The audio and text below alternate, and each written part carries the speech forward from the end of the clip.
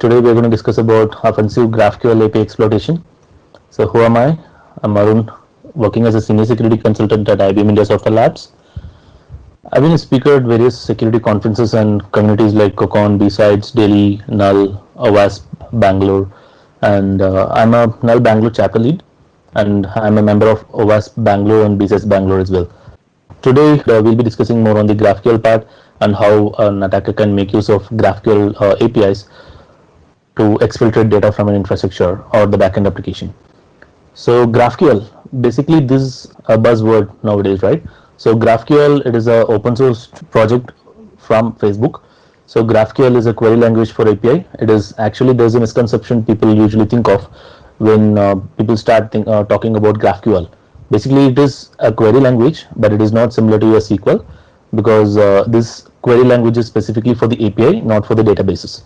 So GraphQL server only exposes a single endpoint. So this is one important thing to note. So there are a couple of things we can discuss about GraphQL, but in this session we'll concentrate more on the attack part of it.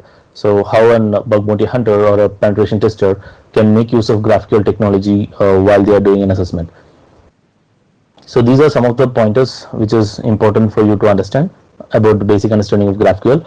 And if you wanted to learn more about GraphQL, I've given one hyperlink above in the slide, so slides will be shared later on. So in this link you can learn a lot about GraphQL. And moving on, GraphQL schema. So GraphQL schema is something more important with respect to GraphQL because GraphQL has its own type system that is used to define the schema of an API.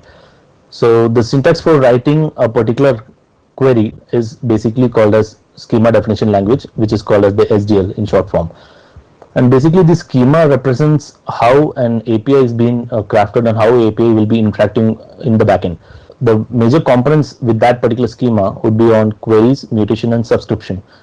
So these terms might be a little new for those who are new to GraphQL, but these are pretty much similar to our REST APIs we can think of, because queries, when we talk about queries, you can see here it is used for retrieving data or result. It is similar to our GET request in a REST API call. And moving on to the next one, mutation.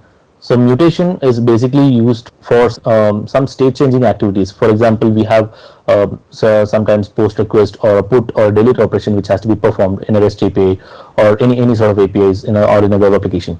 So every request which you see in GraphQL with respect to state change activities are referred to as mutations. And the next one would be on subscriptions. So subscriptions are pretty straightforward because these are nothing but the real-time updates which we see in any APIs. For example, there might be stock exchanges and a few other places where we have to give a real-time updates. So these subscriptions will come into play there to give a real-time update. So you can pretty much compare these terminologies with REST APIs so that it will make sense. So let's see how architecture looks like for a GraphQL implementation. For example, I've given here one of the image which talks about the front end, back end, and the entire GraphQL structure. For example, consider that there is a client.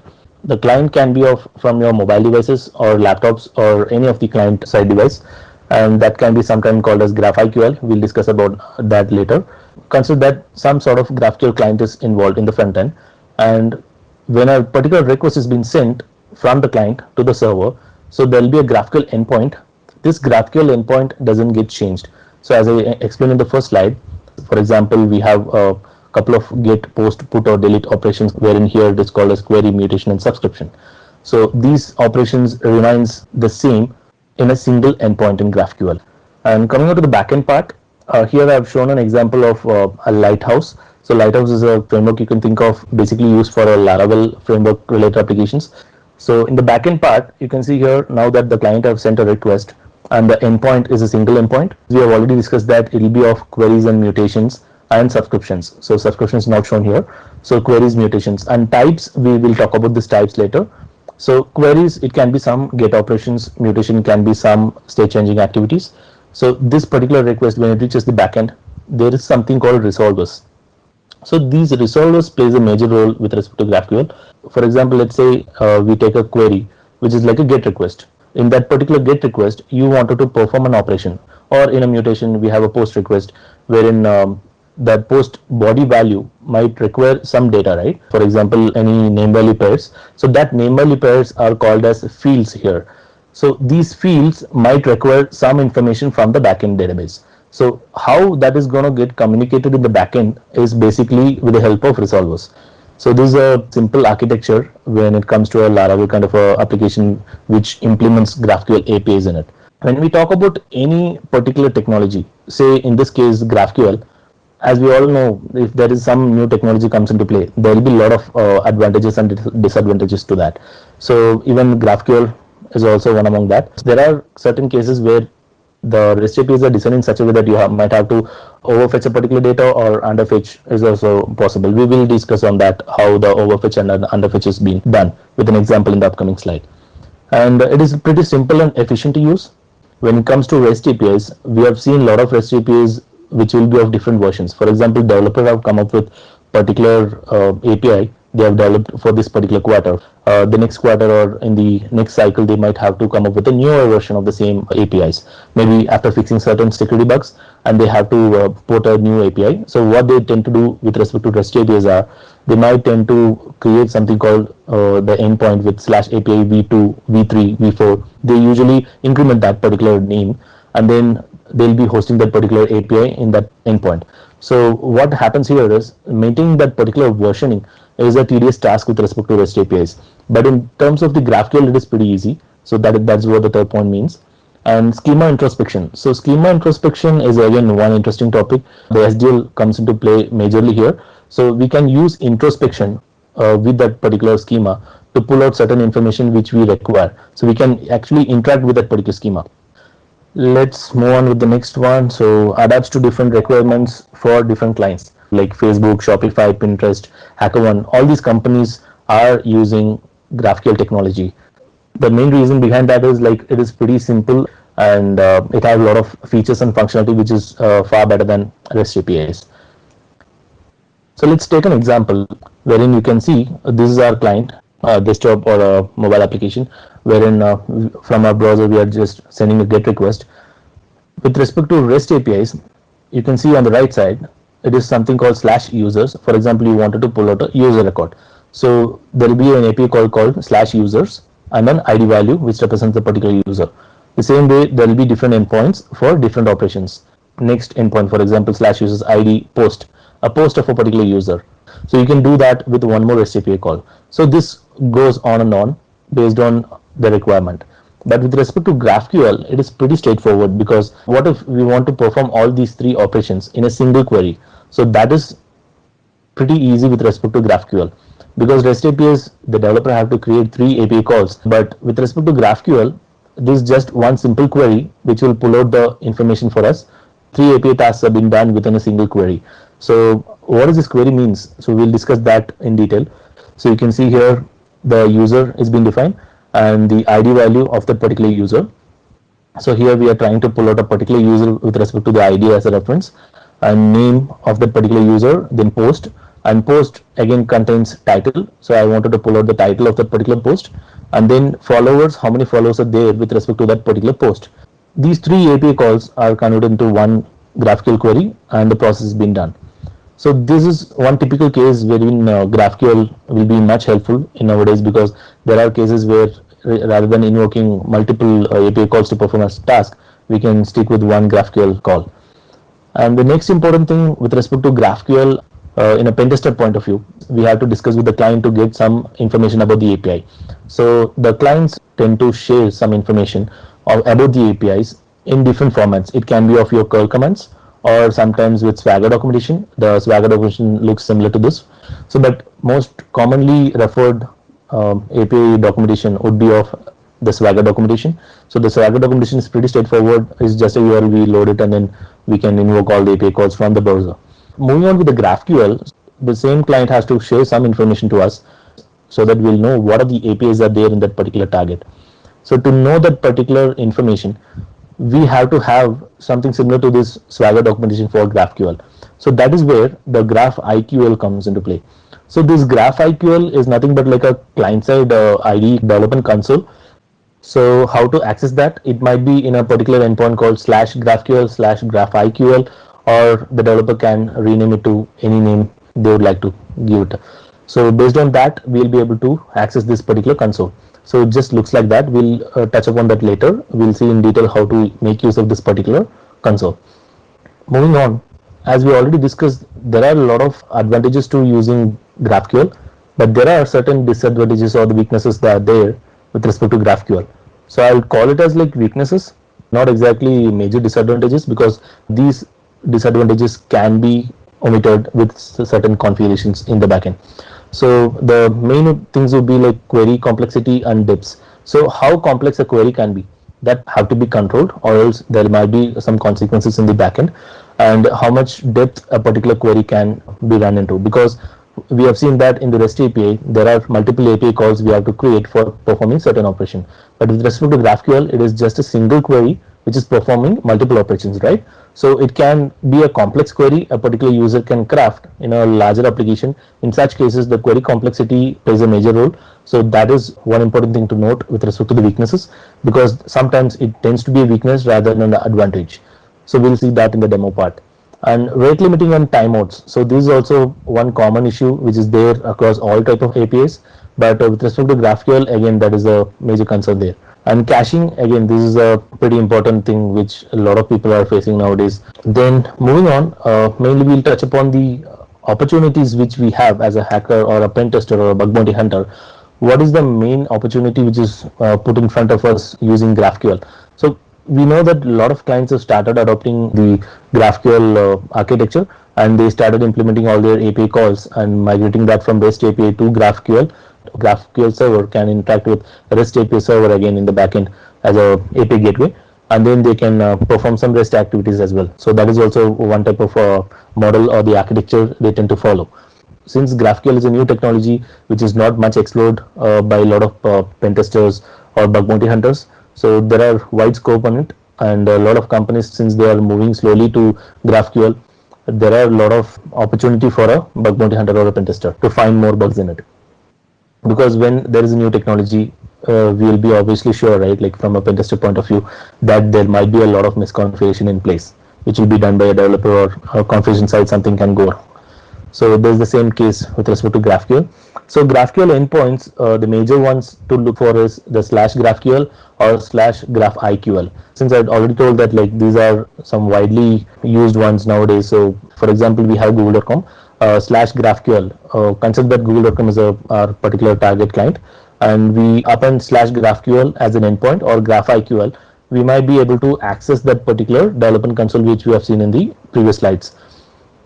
So this is publicly accessible, and I've noticed that a lot of people started reporting this particular thing as a vulnerability, because the development console, we can run an introspection query to see all the queries, mutation and subscription. That is nothing but the API information. So that is being reported as a sensitive information disclosure, but bug bounty programs, they tend to mark that as not to be reported, or sometimes it is not a serious issue. But there are cases where if it is misconfigured, that can lead to a particular impact. We will see upon that. So the main thing with respect to the GraphQL pen testing, for example, you got a target to perform a pen test or a bug bounty activity. So in that case, we have to start with the recon process, right? So recon is everything. So recon, the first thing we have to look upon is the introspection. So introspection, nothing but a piece of query we can craft, and that particular query will perform an operation to pull out a certain data from the backend schema. We are going to just interact with the schema, the SDL language structure, so to pull out certain information from the backend server. So that's what we are going to achieve with the introspection. So there are three cases to it. The one common thing to check when the introspection is allowed in a particular application is endpoint fuzzing. So this endpoint fuzzing is pretty common with respect to GraphQL or REST APIs, because in REST APIs we tend to do a lot of fuzzing activities with the help of checklist or fuzzDB. The same approach remains for your GraphQL as well. So we just have to check for the endpoints GraphQL, slash GraphQL or GraphIQL. So but it is not the case that only it will be named as slash GraphQL or GraphIQL. There are cases where the developer, depending on the configuration, they can rename that to a different name if they want, or if they want to put it in a different directory structure, the endpoint, they can do that. For example, slash API or slash a particular directory, then they can put GraphQL, or it can be renamed to some other name as well. So we have to do a trial and error there to to first that particular endpoint. So once that particular GraphQL interface is allowed, then we can run the introspection query to pull out all the queries, mutation and subscription. We'll see how to do that in the demo section. Then the next important thing would be the debug option. So this is quite common in GraphQL enabled web applications. For example, there is a web application wherein you notice that there is a GraphQL endpoint. There will be a lot of sensitive information which get disclosed there. So that will be an entry point there. And the queries mutation via schema. So as we discussed, like we can run the introspection query and we can pull out all the queries, mutation and subscription, which are nothing but the APIs which are there in the target server. And these are common cases which I've noticed when we interact with an application which have introspection allowed. Let's take a different scenario here. Recent days I've noticed that some of the developers usually tend to block that particular endpoint, common endpoints like /GraphQL or GraphQL, because that's the first point a pen tester or a bug bounty hunter will look into, right, for an application. So what if they disable that particular endpoint and you are not able to run introspection in that particular endpoint? So in such cases, there are different approaches we have to follow. We can still run introspections even though that particular the endpoint GraphQL or GraphQL is not enabled, even if it is disabled and giving you a 403. So we can crawl that web application similar to our typical web application pen testing approach. So we have to explore more and parse the particular JavaScript files to see if there is any the GraphQL calls are being made. And even sometimes we can, just by view page source, we will be able to see a lot of information with respect to GraphQL. And the next one would be, after parsing the JavaScript files, if you come across any of the queries, the next approach would be to craft that query. Earlier the case was like we can run an introspection, we'll be able to pull out a particular information wherein we'll be able to see query, mutation and subscription, the list of APIs which are there as part of each category. But in this case, consider that the endpoint is not there, but we are able to parse the JavaScript. We know that there are certain queries called via the web application, and we were able to see that. Then the approach would be to craft that particular thing from our dev suite. So we have to craft by our own. So let's see how to do that in a while. So let's move on to the next slide. The next important thing with respect to Recon we have to look into is the authentication scheme. Why authentication specifically? There are a lot of things we have to look into on an API, but especially on GraphQL we have to spend more time on the authentication part, because the authentication can be of JWT tokens, or there might be access control issues, or there might be cases where I've seen there is no authentication being put in place at all. So authentication side, even they're using JWT token, so they tend to forget implementing security measures for JWT token, which is quite common in GraphQL, even in REST APIs, but in GraphQL it's quite common. And access control is again pretty important one to note with respect to GraphQL, because there are a lot of attacks have been done in the past with respect to the misconfigurations on access control. So access control plays a major role with respect to GraphQL testing. So tools. So what are the tools we can make use of while we are doing a pen testing or a bug bounty hunting? So we have to play around with certain tools, right? So there are certain tools which will come in handy when we do an assessment. So obviously in that list there are three things which I could think of now. So which is InQL.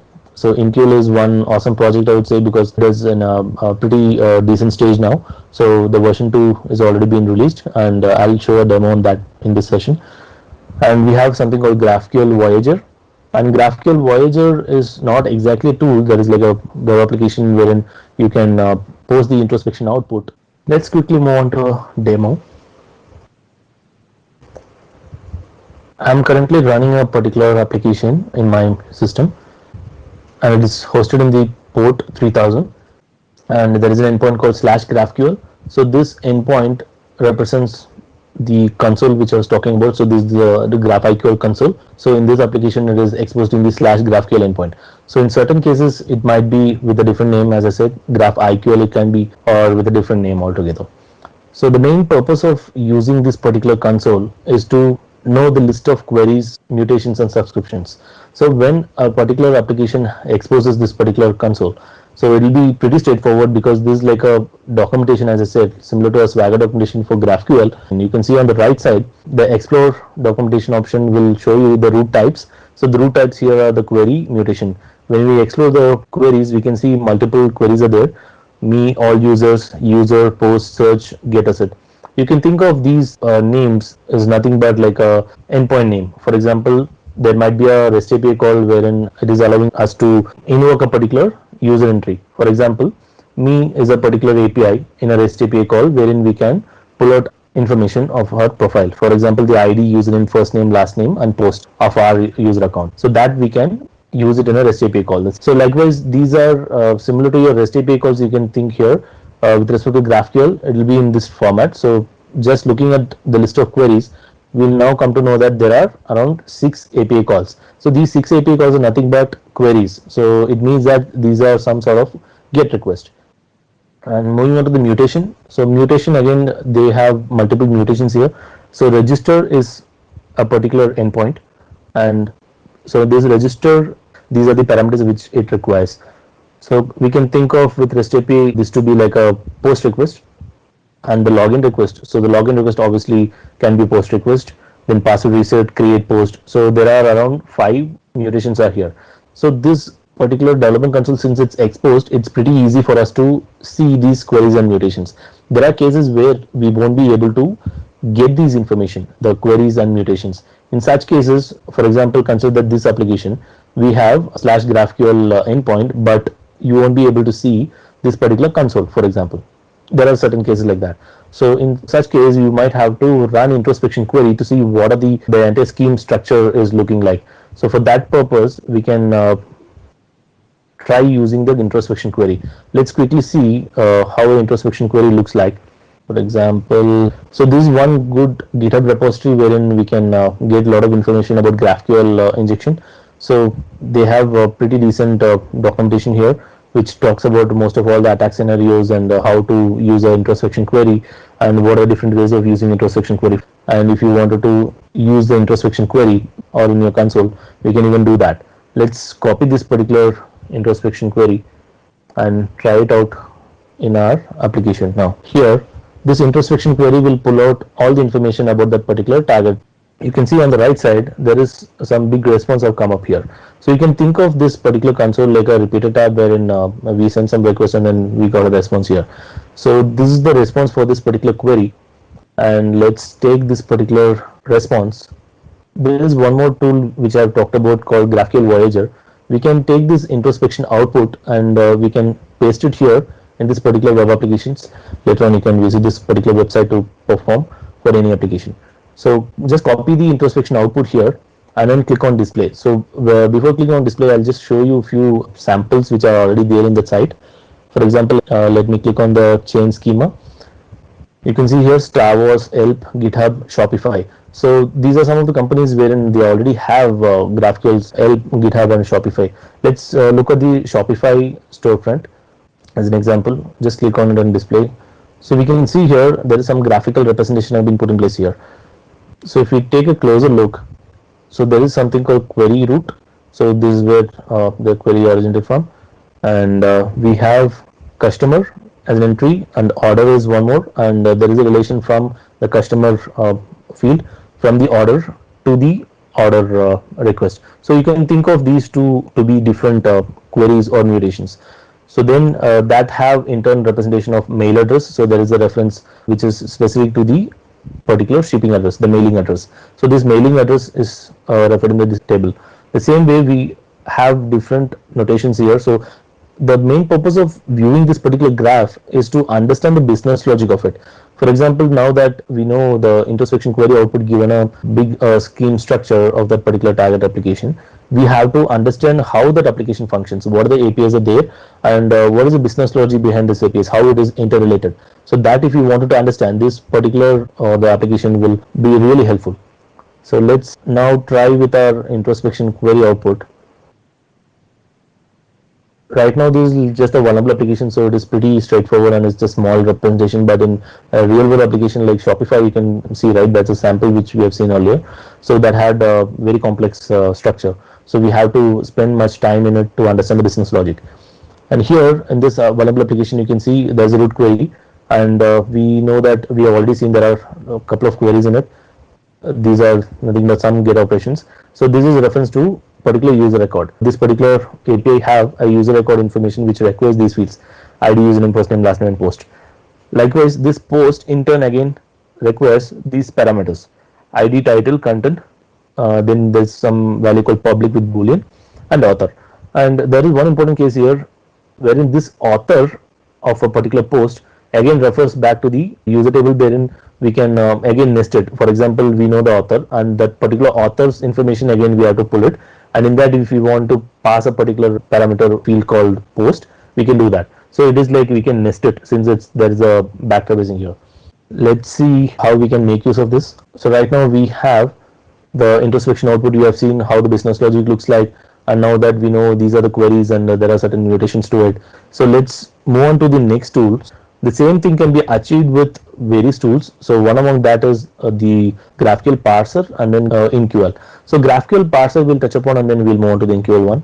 So GraphQL parser, let me open my burp suite. From the burp suite app store, we'll be able to add a particular add-on. So likewise, I've added the GraphQL parser and GraphQL Radar. So these two extensions are pretty useful. And GraphQL parser from the GitHub repo, you might have to add it manually. And InQL, again, we can get it from the App Store. So I just added these three extensions in burp suite. So once I added that, for example, let's say this is the particular request, the introspection we have run. For that, there is a post request which got created here. So let's highlight that and keep it aside. So let's send this to repeater. So this is the introspection output for us. Right now I need to find how many queries and mutations are there. We have seen that introspection, when it is allowed, it is pretty straightforward. We were able to get the information from the web application itself, because the development console was there enabled here. So in the right side, it's pretty much straightforward documentation, so we'll be able to see all the queries and mutations. But with respect to cases where the application doesn't have the endpoint exposed and the introspection is not allowed, in such cases we might have to stick with the GraphQL parser. So this GraphQL parser, you can see here, when the introspection query have been run, this GraphQL parser have just showed that particular query, how it looks like. There's two add-ons are added. One is the parser one, the other one is the GraphQL Radar one. So here we can see in a tab structure, wherein this is nothing but the query. If there is a variable which is required for that particular query, it can be found here, and injection points. So what can be the potential injection points in that particular query? So this will be really helpful for us when we do any assessment, because in this case it's just the introspection query, but when we talk about any of the GET request or POST request, it will be much helpful. So let's see how to use the InQL now, since we have seen GraphQL parser. InQL scanner, it's pretty straightforward. All you have to do is just provide the URL of the particular GraphQL endpoint where the GraphQL is being enabled in that application. For example, there might be targets like shopify.com/GraphQL, maybe one endpoint. If you find any endpoint like /GraphQL, you can directly provide the URL here, and then just click on load. You'll see this tree structure kind of representation similar to our burp target section. So this sitemap clearly says how many mutations are there, how many queries are there. Here we can see there are around 6 queries are there and mutations are there. So each query and mutation, how that structure should look like and how to craft that. So this InQL will be really helpful for us to know the entire structure, the syntax to craft that particular query. For example, here, let's take me. I want to just list my profile. So in that case, this is the query. Let's take this query. Even we can send to repeater directly. When we send that, we ideally will get some error and we have to just correct it up. Since we have already captured some request from the application, let's try to alter this one. Okay, let's say I wanted to edit this one. Going back to InQL scanner. So this is the query which I wanted to edit or craft for this API. Okay, so when I just added that in the GraphQL section, so you can see here that InQL have popped in here already, and the query structure here, since I told that all the GraphQL requests will be of a single endpoint, it's just a post request which is there, and as part of the query parameter, the values go. So since it's a post request, you can see here the query representation here is with queries. There will be some escaping characters, and whatever we have entered here, which was converted like this in this format, in a raw format. Let's see in InQL, it will be pretty easy there. When we send this, there is no variable for this particular request. We are trying to pull out a user record. So this user record requires ID, username, first name, last name, post. So let's see what is the error says. Field post of type must have a selection of subfield. So did you mean post? So it means that the post requires certain parameters. So we have seen that the post have certain values which we can send as part of post, right? So let's see how it look in the Voyager. We can see here the post have certain parameters which we can pass the fields id, title, content, public, author, right? So that we can pass it. For example, let's say this is the query for the ease of access. I just already crafted it. Let's take that and then pass it on here. Let's copy that particular MQL query directly into the console. So here we have noticed that the query got succeeded. Here I just directly use the console for now, but let's see what made the difference there, what we were missing. Let's take this request. This was the request. We have that particular query now. This will be really helpful. So what we can do is, in a real-time application, when we capture, so we explore the application, we come to know one GraphQL query.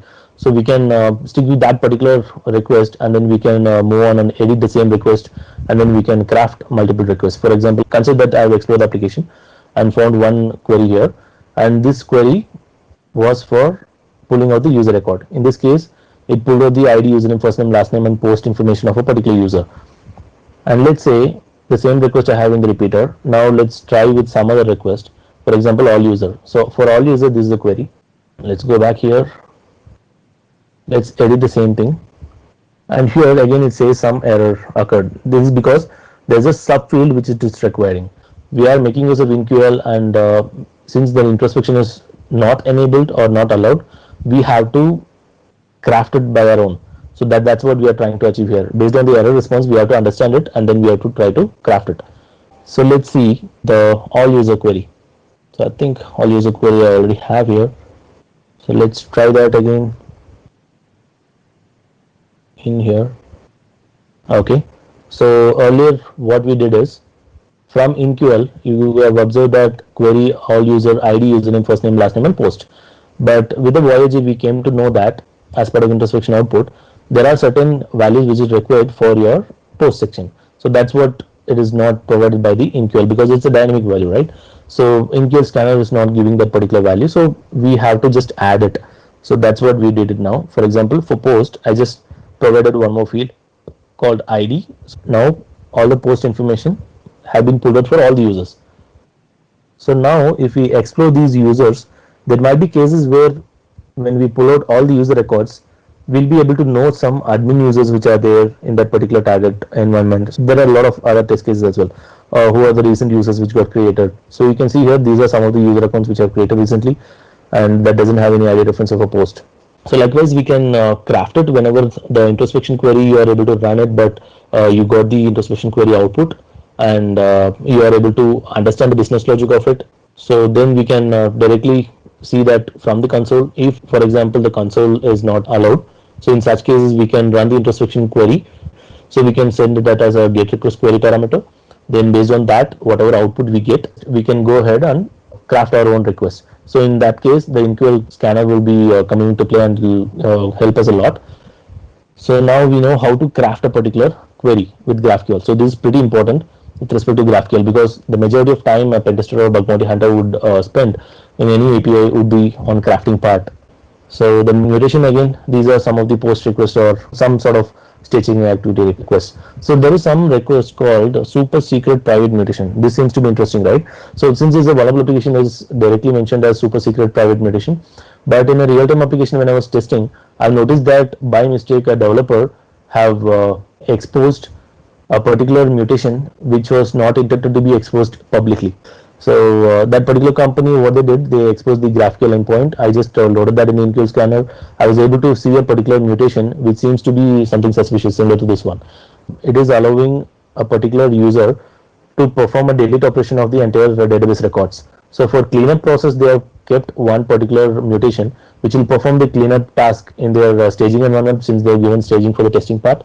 And the same thing by mistake exists in the production as well. That particular mutation, all I had to do is just craft that particular mutation, send that particular query, and it will wipe out all the data.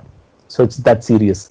So the end user can anyway access the APIs. So what if there are certain APIs which are admin specific APIs? In REST APIs, we know that there will be some private or public APIs which are client facing and which are internal APIs. So that they will be segregating and keeping it. But with respect to GraphQL, sometimes there are a lot of misconfigurations wherein they tend to expose this information. So let's see, in this case it's called super secret mutation. So this requires std out and std errors the fields, and this requires command. So since it's like a admin kind of a function, there might be a command injection we can think of. Let's see what we can do with this particular request. So we have this particular query. Let's send this to see what is the response. It says that the command failed, command not found. It means that whatever command has been passed, it failed. So in MQL scanner, one important thing to note is whenever you see any of the queries, there will be some placeholders called ASD. So that is nothing but the user input is required for those queries. So just keep an eye on that, because in this particular query, for example, I am crafting kind of a post request.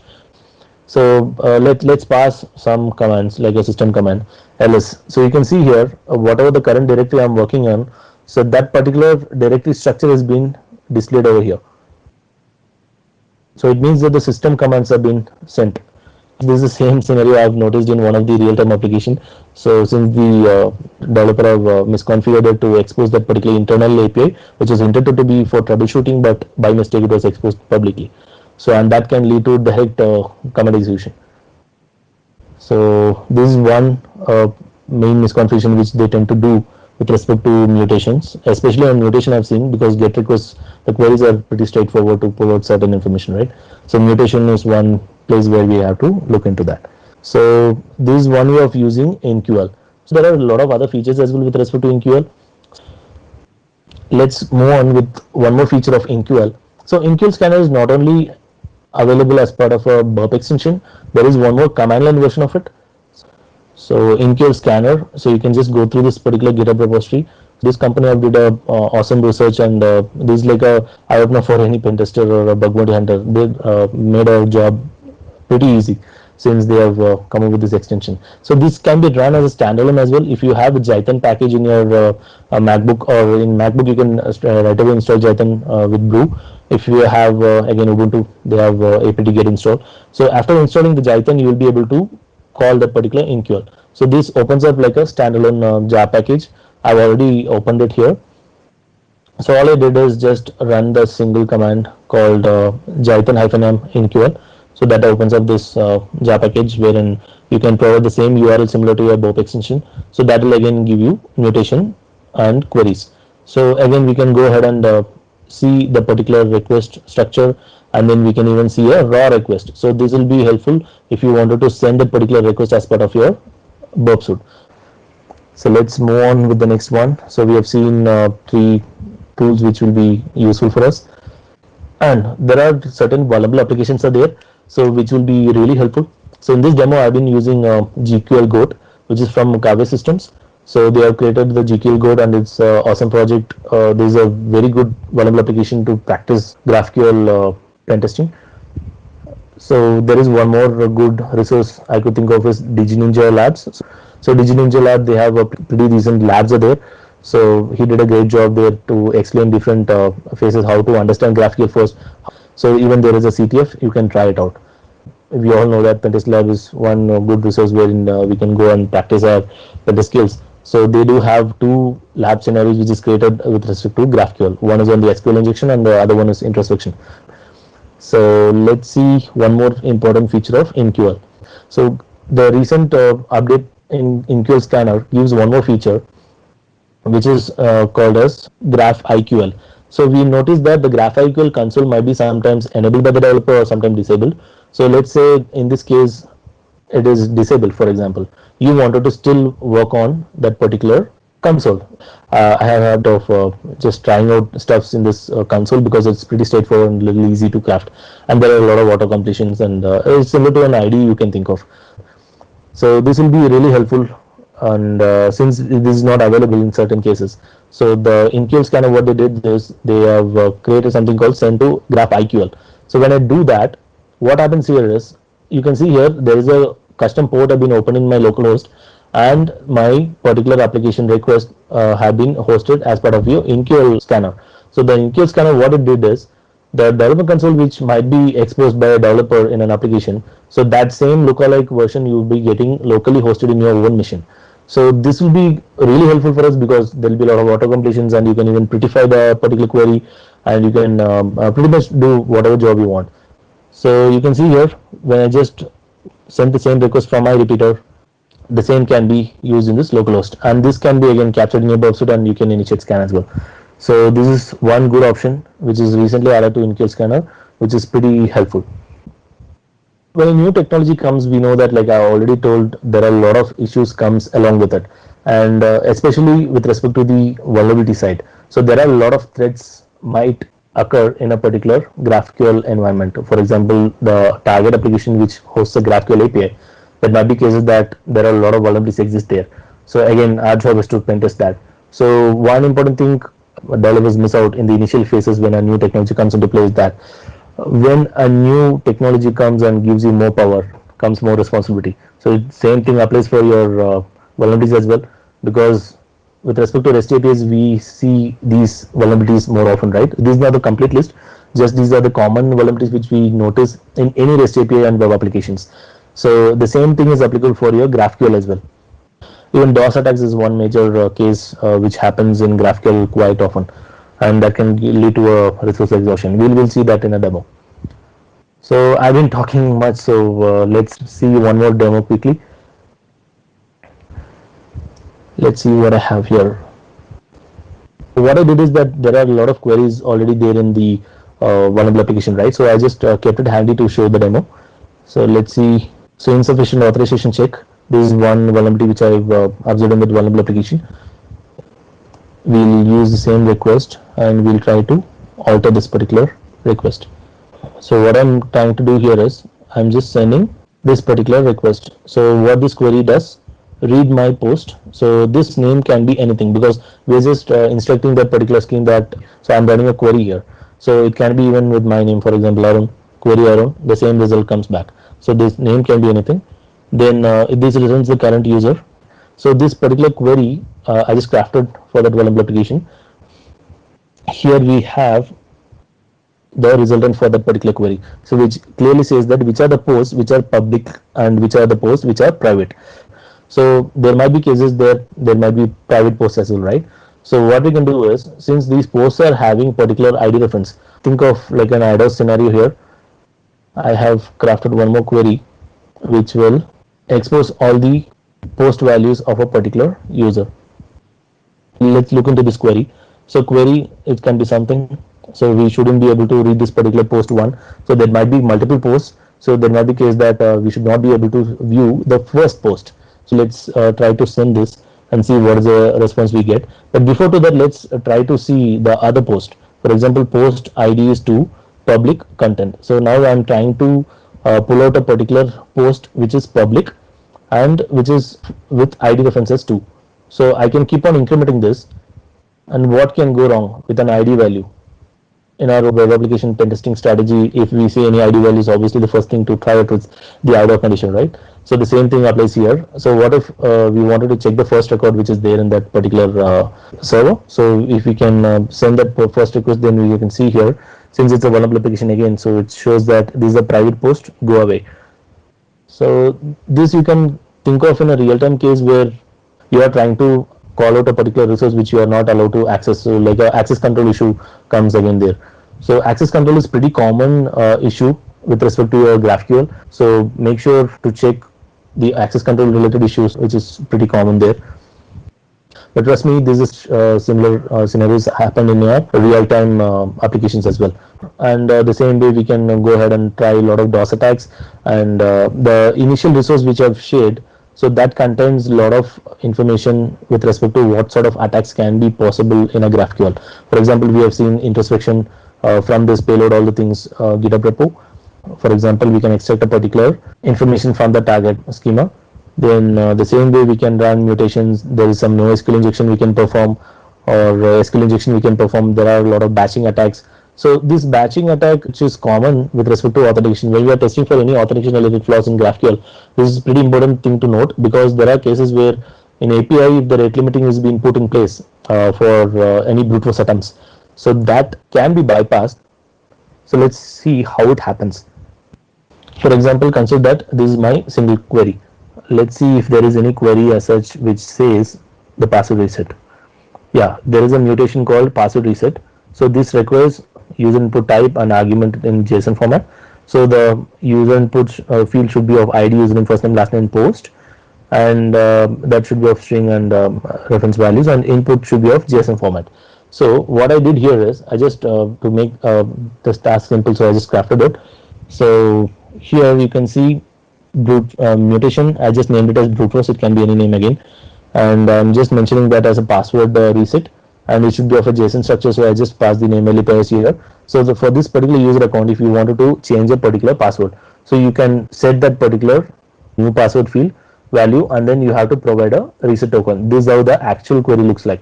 So what if you wanted to try out a brute force attack, or running an intruder to see how random is that particular reset token is? If you wanted to try that out, basically there might be cases where the rate limiting will hit you badly when the protections are put in place. But since it's a GraphQL thing, we can have nested queries. So this is one good option there. We can have complex queries as well. So that is what we are doing here. We are just crafting one more queries and trying to pull out a particular information. So for example, here what I'm doing is making use of that feature to perform a brute force attack. What if I just keep on incrementing this value, and I can keep changing this reset token? Since this is like around 6 to 7 digit, if you want to brute force, what if this is just a 4 digit or 5 digit? We can even start brute forcing it just with the nested query structure. So this is one common case which can happen in your password reset, or the password reset tokens. Obviously there will be some random IDs nowadays, so you can think of the same scenario in a login request, for example, because in one of the real-time cases I've noticed in a login request as well, when you try out username and password, if you try more than 2-3 attempts, then obviously there will be an account lockout condition, or there might be some ID reference which is set to that. And if you want to try out like a brute force attack, you can still do that just by using nested queries. So that is one good feature, and 2FA can also be bypassed with the same scenario. And moving on, there is one good interesting attack I would like to show, that is the resource exhaustion. So resource exhaustion, or DOS attack, we can think of, which is a major issue with respect to GraphQL. The reason is, for example, consider that there is an application which is hosted in a cloud environment, and you have AWS, for example. So we have to use the GraphQL. For example, the GraphQL server has been put in place, and there are a lot of APIs exposed, and you are using these API calls. And what if there are multiple queries have been crafted in a nested way? The nested queries with complex queries can be crafted in a multiple depth. If you craft such queries, backend system, what happens is that it has to process a lot to provide you the response. In this vulnerable application, based on the GraphQL Voyager, we know that there is one query which can go in a loop in that user condition. So that there's something called post, which have subfields called ID, title, content, public, author, and this particular user will again traverse back to this particular user API call. So this again can call ID, user, first name, last name, and post information. This post can again have this ID value. So this can keep on going on and on. So there might be cases like this which can be a kind of a business logic flaw, or there might be by design. So we just have to identify that, and we can try out certain nested queries. So let's say in our case, we'll take this particular post calling request. So let's see how the request looks like. Since I'm gonna do a recursive kind of a query, let me open that console and show that part. Okay, so I just missed the queue. It's a typo. So query recurse, it can be again any name. So all users, I'm just pulling out all the user records. So this is one among the API which is there already there in the query. So all user requires ID, username, first name, last name, and post. So I'm just pulling out for all users post, ID, title, content. I just need these fields is what I'm trying to pull out. So it listed this response. For all the users, it pulled out all the post of all users with ID, title, and content. You can see how big is the response here. So this is a big response, right? Obviously in the backend there might be some time took by the backend server to process this particular query, and we have got the response. Let's see, since I'm running it locally to show the resource exhaustion, let me show you how it happened in the backend. You can see here I'm just running that application locally, And you can see here how many records have been sent. The select query is to pull out that user record, the post information from the table. So let me send it once again so that we can see that live. Again, there are multiple requests which is sent in the backend. So this is like a complex task, right? So this can go on and on.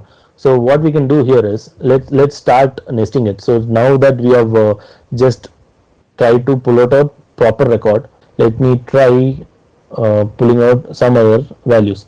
For example, all users, I wanted to pull out post, and that particular post can have author information, and then author can again traverse back to the post, and the post can have again author. So this can go on and on. And for these values, the main important thing which is required is the id value, because there are three things we can pull out from a post, correct? So the end node is the post, so we can pull out id, title, content. So what happens here is, first of all, this particular all users id, title and content can be retrieved. For example, let me add only id and title for now. Let me send that. So it's taking some time to process it. So it means that what it is doing is it is trying to pull out the id and title of this particular post for that particular first query. And again, since we have nested it, it will go through all these iterations. So for all users post, again for author, again post, author, like that it will keep on going. And you can see how big is the response now. So it's similar, same record which we are trying to pull out and trying to overload the backend system. So this we can craft it wherein we can cause a resource exhaustion. So let's see what we can do. We know that id title is a small character length, right? So we can try to pull out the content. So content is again a little bigger value. So let's send that and see how big is the content responses. So now you can see that it is taking some time. Let's observe it here. So it's trying to pull out the values from the database, and it is still processing. It's not yet done. Yeah, so now we can see that it pulled out the content. So this, what we can do is we can even nest it even further to cause a resource exhaustion. So let's try that resource exhaustion now. I think this would be the last demo, because I'll be exhausting the resource in the backend, so the application might go into a crash state. And think of this like in a real-time case wherein the backend server can get crashed, and we consider that it in a cloud environment, so that can cost you a lot. So this is like a serious issue which can happen in your GraphQL APIs. So let's try using this in the console itself. You can pretty much use the same thing in your burp suite as well. So let me send it here. So the same thing I did, nothing different here. So I just added few more post and author references in a nested structure. I'm trying to pull out id, title and content. Now let's send this particular value, and it's started processing. So what happens if I continuously click on sending it? So it means that I'm just firing up around 10 to 15 requests, for example, which have to process this number of records and everything based on your backend system load, how much load it can process. It can take a while to process these data. And what if we are just trying to overload it with a number of times? Since I've stopped at least to till this level, so, and I sent it for like 10-15 times, what if I can increase this to 100 and then run it? So obviously it will go to resources. And even in this case, since it's around more than 10 iterations, I just sent it around 10 times. It means that more than 100 iterations you can think of. So it's still in process, progressing mode. So right now that resource has been totally utilized. So let's see what can go wrong in the backend. In any time now it should go to a crash state. So we'll wait for that. So now you can see that I just ran it for some time, and the syntax error, JSON parse unexpected character at line 1 column 1 of JSON data. So some syntax error occurred. What happens in the backend? So you can see here there's a clear JS tactics have come into play. It means that the resource exhaustion already happened here.